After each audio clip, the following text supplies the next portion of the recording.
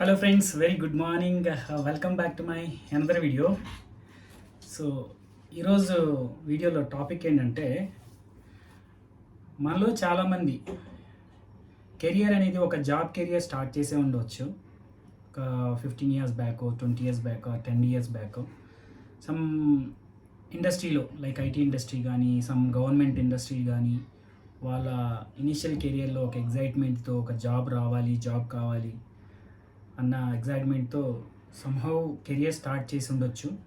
ఇప్పుడున్న పరిస్థితిలో ఒక 40+ ఏజ్ వచ్చిన తర్వాత, లేకపోతే 35 ఏజ్ వచ్చిన తర్వాత మనకి చాలామందికి ఏంటంటే సొంతంగా ఏదైనా చెయ్యాలి, సొంతంగా somehow we need to build our own business, లేకపోతే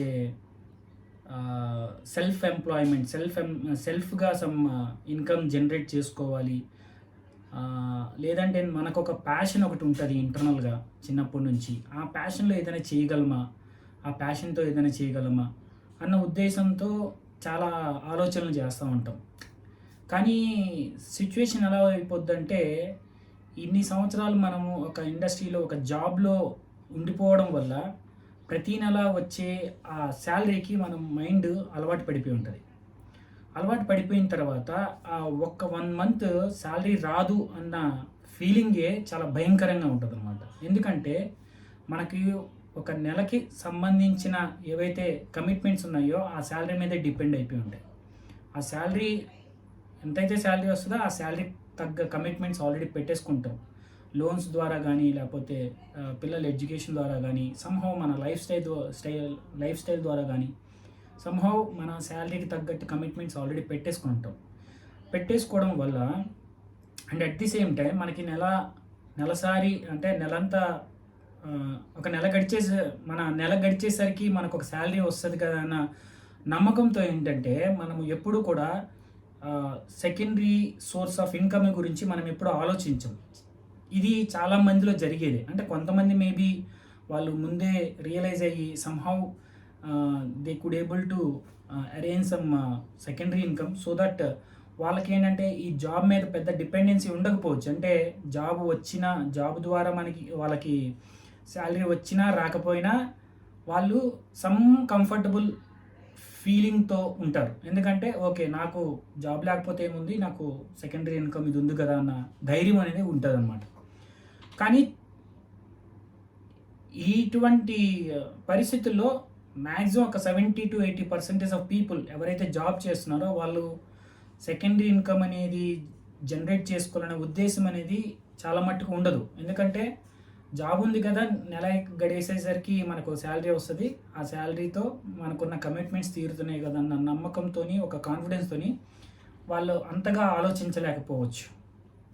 so I'm the best example in that. So నేను ఎప్పుడు అలాగా సెకండరీ ఇన్కమ్ జనరేట్ చేసుకోవాలి, సమ్ ఇన్వెస్ట్మెంట్ చేయాలి, సో మనీ గురించి ఎక్కువ ఆలోచించలేదు, ఫ్రాంక్లీ స్పీకింగ్. సో ఈ విధంగా రోజులు గడుస్తున్న కొలది, సంవత్సరాలు గడుస్తున్న కొలది ఎలాగైనా సరే డబ్బులకి ఇబ్బంది అయినా సరే ఆ శాలరీ మీదే డిపెండ్ అవుతూ ఏదోలాగా నెగ్గుకుంటూ రావడం తప్పించి అరే వేరే విధంగా కూడా మనము ఇన్కమ్ జనరేట్ చేయొచ్చు అన్న ఉద్దేశం అనేది చాలా తక్కువ ఉంటుంది. ఓకే, సో ఈ జరుగుతున్న ప్రాసెస్లో ఏదో ఒక పర్టికులర్ టైంలో స్ట్రాంగ్గా డిసైడ్ అవుతాం. Okay, this is not the way we have to depend on our financial requirements. అంటే మనకున్న ఫైనాన్షియల్ రిక్వైర్మెంట్స్ తగ్గట్టు ఇలాగా ఒకే సోర్స్ ఆఫ్ ఇన్కమ్ మీద డిపెండ్ అయిపోకూడదు, జాబ్ మీదే డిపెండ్ అయిపోకూడదు. Job career is a part of just a life. అంటే ఒక మన లైఫ్ని ముందుకు తీసుకెళ్ళగలిగే ఆ ఇంధనం అనేది, అంటే మనకు మనీ జనరేట్ చేసే ఒక సోర్స్ మాత్రమే.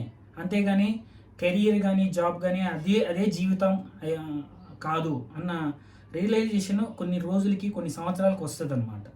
బట్ వచ్చిన తర్వాత దానికి యాక్షన్ తీసుకోవడం అనేది చాలా కష్టంగా ఉంటుంది. అంటే ఒక కెరియర్ నుంచి వేరే కెరియర్కి, ఫర్ ఎగ్జాంపుల్ మీకు ఒక ప్యాషన్, ఒక ఇంట్రెస్ట్ ఉంటుంది.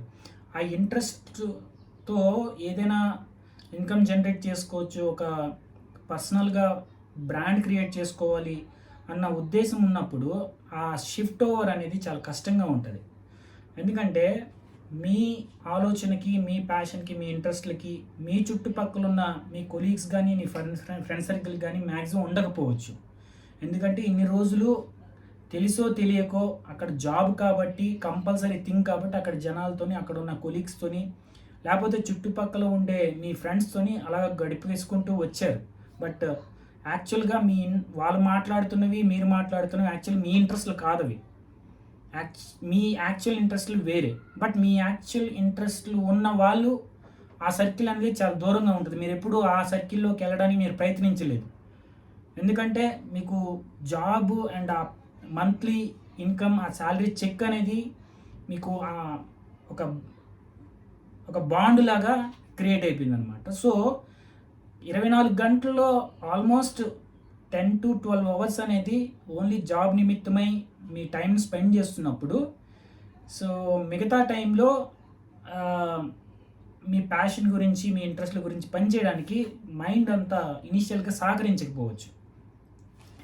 ఇంత వర్క్ చేసి, ఇంత ట్రావెల్ చేసి మళ్ళీ వేరేది చేయాలా అన్న ఫీలింగ్ వస్తుంది. ఈవెన్ వీకెండ్స్, సెలవు రోజుల్లో వచ్చినా సరే పెద్దగా చేయబుద్ధి కాదు. ఎస్పెషల్లీ సెలవు రోజుల్లోనే ఎక్కువ చేయబుద్ధి కాదు. అరే ఇన్ని రోజులు పని చేశాను, 5 days 6 days పని చేశాను, ఒక్కరోజు సెలవు వచ్చింది, రిలాక్స్ అవుతాను అన్న ఫీలింగ్ ఎక్కువ ఉంటుంది అనమాట.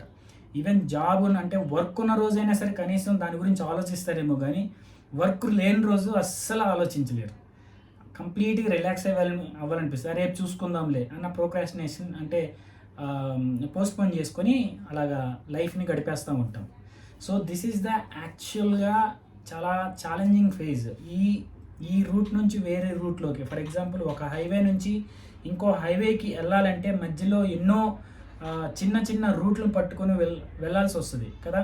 ఆ రూట్లు కూడా సరిగా ఉండకపోవచ్చు. రాళ్ళు రప్పలతోని, సరైన రోడ్డు లేకుండా హైవేకి చేరుకోవడానికి చాలా కష్టంగా ఉంటుంది. అలాగే మన కరెంట్ కెరియర్ నుంచి వేరే కెరియర్కి, వేరే ప్రొఫెషన్కి మారాలి అంటే అది ఆ రూట్ పాత్ అనేది చాలా కష్టతరమైనది. సో అందుకనే ఏది ఇమీడియట్ డెసిషన్ అంటే ఈరోజు అనుకున్నాను కదా నెక్స్ట్ ఇయర్లో అయిపోద్ది నేను చేసేస్తానని కాదు. దీనికి మీరు రెడీ అవ్వాలి. అంటే నెక్స్ట్ మీరు ఏం చేయబోతున్నారు అన్న బిజినెస్ ప్లాన్ కన్నా స్పెషల్లీ మీ మెంటల్గా, ఫిజికల్గా చాలా మారాల్సి వస్తుంది. ఒక హైవే నుంచి ఇంకో హైవేలోకి వెళ్ళడానికి ఆ ప్రయాణం అనేది చాలా కష్టతరమైన ప్రయాణం అని చెప్పాను కదా. ఆ ప్రయాణం, ఆ జర్నీని తట్టుకోవాలంటే మీరు మెంటల్గా, ఫిజికల్గా చాలా ఫిట్ అయి ఉండాలి. ఎందుకంటే మీరు వెళ్తున్న జర్నీలో చాలా ఆటంకాలు రావచ్చు. అండ్ ఆటంకాలు వచ్చి మళ్ళీ తిరిగి అరే ఈ ప్రస్తుతానికి ఉన్న కెరీరే బాగుంది, ఇది చాలా కష్టంగా ఉంది, నేను అనుకున్న కెరియర్ నాకు కనిపించట్లేదు, చాలా దూరంగా ఉన్నట్టుంది, ప్రస్తుతానికి ఇది నడుస్తుంది కదా ఇందులోనే నడుద్దాం అన్న మైండ్ అనేది సెటిల్ అయిపోద్ది అనమాట. సెటిల్ అయిపోయిన తర్వాత then you will never go to that life what you are dreaming of. So that's what I want to convey in this video. So it will take lot of time, definitely it will take maybe 3 years, 4 years, 5 years, maybe 10 years. But ఆ ఆలోచన అనేది, ఆ journey అనేది ఆపకుండా వెళ్ళగలిగితే ఏదో ఒక particular point of టైంలో మీరు అనుకున్న జీవితానికి, మీరు అనుకున్న కెరియర్లోకి వెళ్ళగలుగుతారు. And at the same time మీరు జెన్యూన్గా, డిసిప్లైన్డ్గా మీ మీద మీరు వర్క్ చేసుకోగలిగితే ఆటోమేటిక్గా మీకే మంచి దారులు దొరుకుతూ ఉంటాయి, మీకే మంచి క్లారిటీ వస్తుంది, ఫోకస్ వస్తుంది.